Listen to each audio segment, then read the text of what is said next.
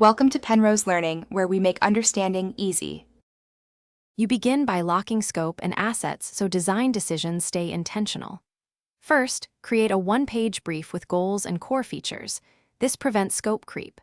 Once done, set exact frames, desktop 1440 and mobile 375, and apply a consistent grid like 16:9 for alignment.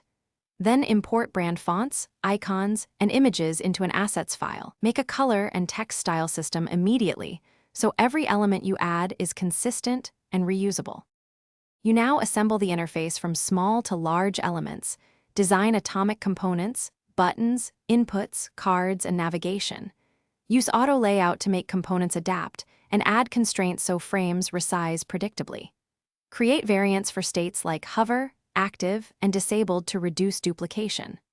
Once a component set is stable, publish it to a team library and build reusable templates for pages. This accelerates iteration and keeps the file maintainable as stakeholders review and provide feedback.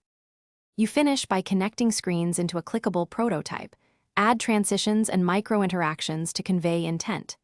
Then run quick usability tests with real users, observe task completion, and iterate on problematic flows. Make sure to prioritize fixes that block core tasks. When ready, export assets at required scales, generate developer specs, and publish tokens for colors and spacing.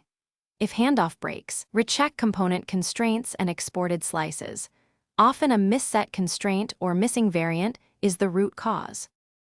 Thanks for watching. If this was helpful, leave a like and consider subscribing. See you next time.